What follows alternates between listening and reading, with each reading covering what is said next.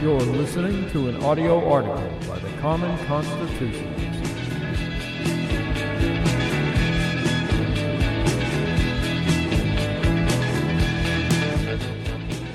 Today's article is entitled CNN's Guide to Free Speech.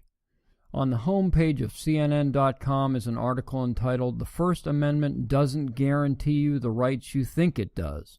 I thought, okay, it's CNN posting something on the Constitution. This has got to be good. And by good, I mean really bad. Virtually the only time the left positively comments on the Constitution, they refer only to the First Amendment, for which they can bend and twist to suit their needs. It's as if the rest of the Constitution and Bill of Rights does not exist. The article begins by recounting the entire First Amendment.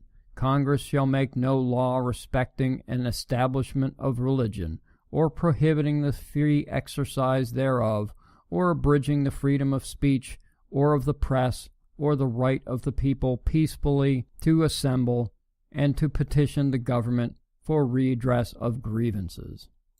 It's short, to the point, and easy to understand.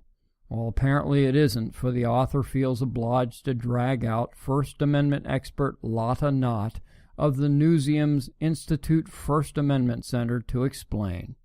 At first blush, I thought this a ridiculous notion, but then remembered just who, for the most part, is partaking of the wisdom of CNN, other leftists who wouldn't know a constitution if you handed them one. Quote, there's a lot going on in those few sentences, and it's important to know when and how it applies to common situations, and, equally as important, when it doesn't, unquote, writes the author. As the left loves to brandish their free speech rights, the article centers on this. Within the article, Ms. Knott addressed free speech issues pertaining to social media, criticizing government, having a comment or post deleted online, and, of course, giving a speech on a college campus. I was pleasantly surprised to find most of her conclusions were reasoned and correct, except the following. Ms. Knott states that, quote, it's the, I added private, company's right to discipline their employees' speech. But, and there's always a but, just because a private employer has the right to fire somebody for something they say doesn't give them carte blanche. Depending on what the fired employee said, the employer could be in violation of the Civil Rights Act or possibly in violation of contract law, unquote. Au contraire, Ms. Knott, there is no but.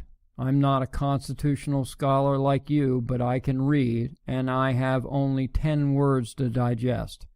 Quote, Congress shall make no law abridging the freedom of speech, unquote. It was Congress who passed the Civil Rights Act, and if this act in any way abridges the freedom of speech, it is axiomatically unconstitutional. In fact, the private employer does have carte blanche at his or her private place of business on his or her private property. See how easy this is? The employee has no fundamental right of employment unless, of course, the two parties entered into an aforementioned mutually agreed upon contract. However, Ms. Knott further explains that this is more complicated in the public sector. I would agree, but only because the public sector has, by its own doing, created the complication.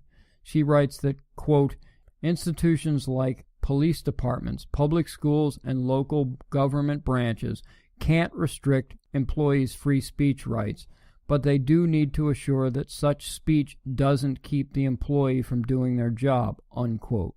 As she forgot to add, unless they are out campaigning for Hillary Clinton, marching with Black Lives Matter, or protesting with Antifa.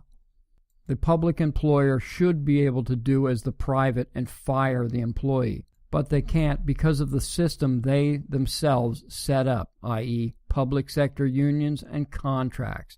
Again, the public employee has no more right to a job than does the private sector one. But the public system has so corrupted itself that it is virtually impossible to take any action. The employee has the right to free speech, but no right to a job. Thank you for listening.